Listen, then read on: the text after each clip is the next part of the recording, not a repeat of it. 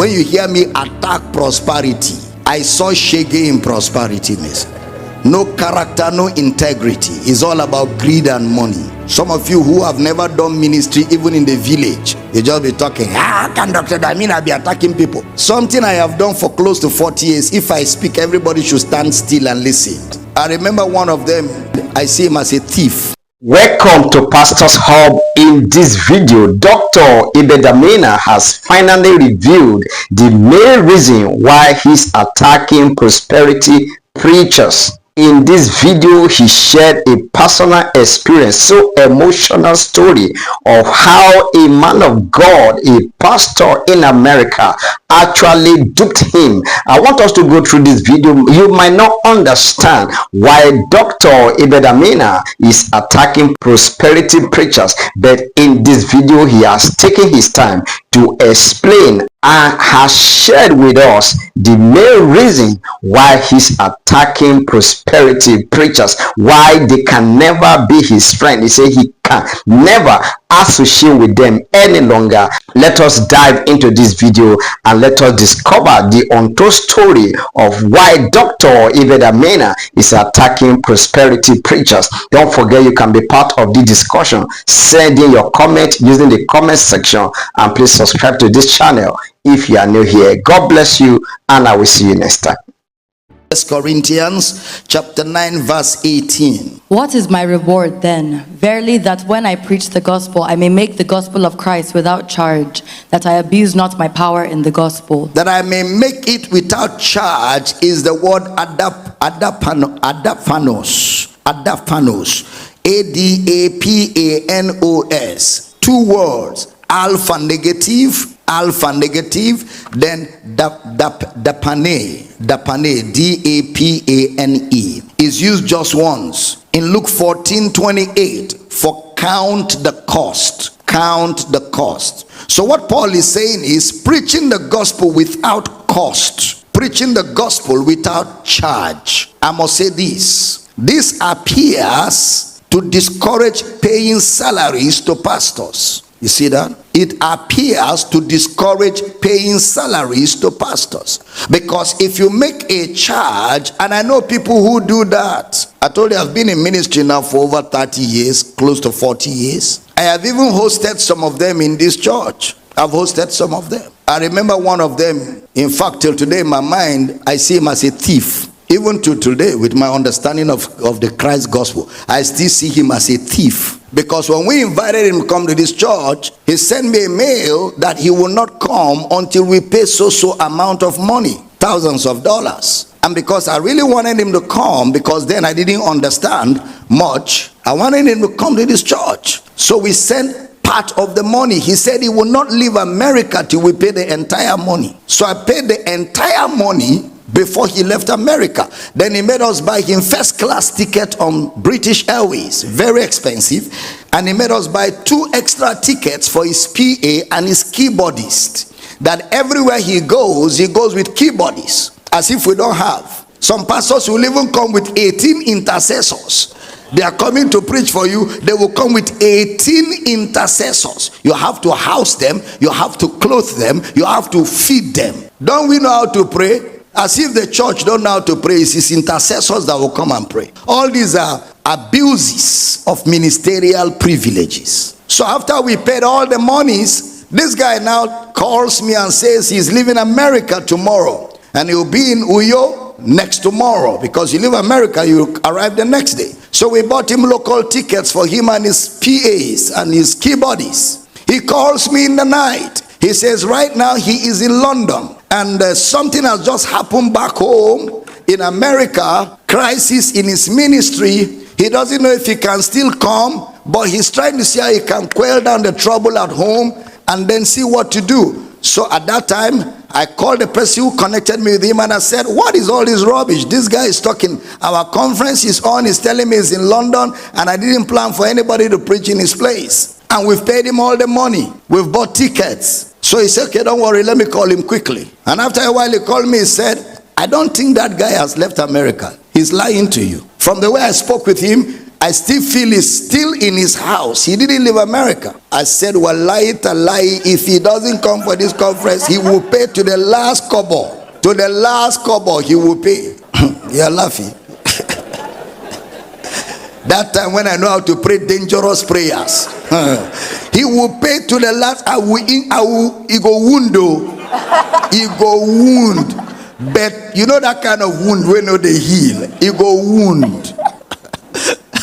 You know, he never came. He never came. And he has not paid that money till today. He has not. I decided to go after him using all my connections in America. When they descended on him, and now he knew that this thing is going to go out of hand. I was preaching for one of his friends in Nigeria. He told his friend to beg me. Anything I want, he will do. Even if I want him to come, he will come and pay for that visit and all that. When I went to his friend's church to preach, and the friend met me in the hotel and begged me, I looked at his friend and said, if that guy is your friend, even you, I'm afraid of you. I told him. He said, please. He said, if you want, we can refund the money. I said, I don't need the money. How much can he pay for all the damages he caused?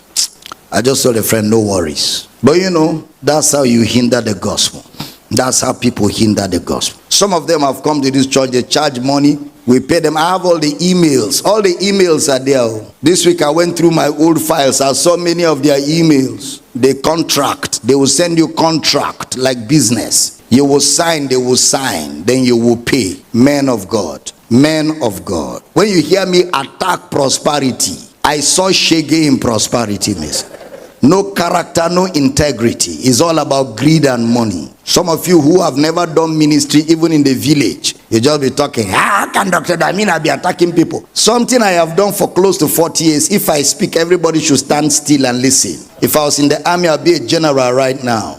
Don't try this thing. Am I communicating? And some of them have PAs who do these dirty jobs for them. Some of them have agencies. Say, speak to my agent. They have agencies. Deposit $50,000 and you will balance once the event is over. The Akwa Ibom State Governor one time had a relationship with me. I was in America preaching. He called me from America and said, Damina, can you get this preacher for me? And that day I was preaching for that preacher in America. I said, oh, you called at the right time. I'm preaching for him today. He said, we need him to come to Akwa Ibom and preach for the government. So I say, Your Excellency, can the state government send me a letter quickly so that I can back it up sharply? They emailed me a letter from government house. I sat with this man of God and I made him realize the importance of his coming to Akwa Ibom State and what a blessing it will be for the state. And I made him realize the thousands of people that have the opportunity to hear the gospel. Then he said, okay, let me quickly check with my secretary. He checked with his secretary and called me back and in the office. And he said to me, Dr. Damina, my date is free. I will come for that event for your state. He said, but they have to pay me $250,000. What? So I said to him, for what? For what? He said, I have to fuel my aircraft, both to and fro. And when I live like that, when I live even for one day, it costs me a lot of money. $250,000? I didn't call the governor back. The next day, the governor called me, Dr. Damina, how is it going? I said, Your Excellency, I didn't call you because I don't know how this is going to sound. Me, I don't operate like this. Oh, this guy is saying you should pay $250,000 for that, and it was going to be a 25-minute preaching. So the governor said, what is he coming to say like that? I said, Your Excellency, I truly don't know what the man will say that we have not said. He said, tell him to forget it. Tell him to forget it. Tell him. How can a preacher ask you to pay money into his account before he comes? Is he a contractor? Is he a contractor? I know of another preacher who came to Nigeria here, and the reason why I share these stories is not to make them look bad. It's to make you not behave like that tomorrow. That's all. Bible says we learn from those who have gone before us. We learn from those who through faith and patience obtain the promise. And we also learn from those who behave like that, how not to behave. Am I teaching here? Didn't we read about the spies, both the 2 that came with good report and the 10 that came with bad report? We learned from both examples. Much more when it happened in my very eyes. He came to Nigeria to do a ministers' conference in Lagos. This guy is wealthy already in America. He came to Lagos. Over 10,000 pastors travel all over Nigeria to Lagos for the conference. And then at the end of the conference, he now asked every pastor to write the prayer request of his ministry and sow a dangerous seed that they will take the prayer requests back with them to America and raise an altar for the Nigerian pastors. Pastors who couldn't even afford transport were closing down their accounts and adding money because they are going to raise an altar of prayer for their ministries.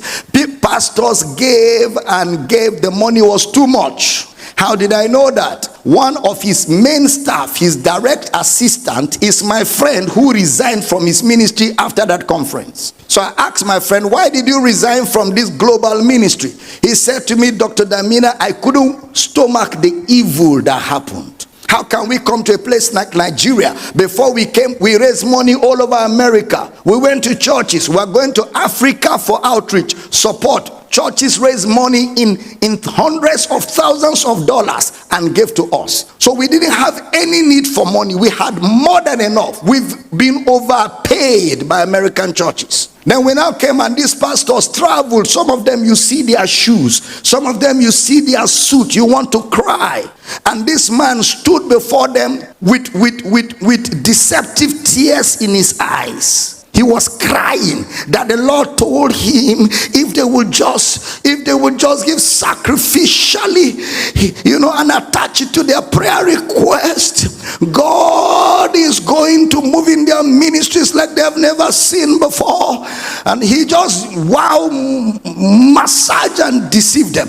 And pastors started closing their accounts and brought monies. He said money, 10,000 pastors. He said what broke his heart was that night when they got to the hotel, they removed all the prayer requests, burnt it with fire, carried the money, put in their plane and flew. He said he told him in the aircraft, you are more wicked than Satan. I will no more work with your ministry. If I had my way, I would drop off this jet and look for a plane to go back home. That was the end of. He said, he looked at him and he said, leave me and Jesus to deal with that. When money enters your heart, when the love of money enters a man's heart, the way he does ministry, even Jesus is surprised. Am I teaching? I said, am I teaching? If such people pray and say in Jesus' name, I will not say amen. I have rejected such relationships. I have rejected such friendships. I have turned down such relationships in my life, time and after time again. If money was my pursuit in ministry by now, I would have not been living in Akwa Ibom. And I'm not joking. I would have had a private jet by now. I would have been living maybe in America or the UK or Europe. And I would have been flying my jet because that's my pursuit. I would have gotten it. Because the people I was hanging around, all of them have jets. But that's not what I was. Okay, so after the jet and all that, what next? After all of that, what next? What's the value of life? What's the value of life? I keep away from them totally with my life. I don't even listen to their preachings because such people, they have dangerous influence. If you hang around them, they influence you even from afar. He said, you don't make a charge, so the gospel is not hindered. The truth of the matter is, once you make a charge, it takes away the ministry from what it is. Once you make a charge, it takes away the ministry from what it is.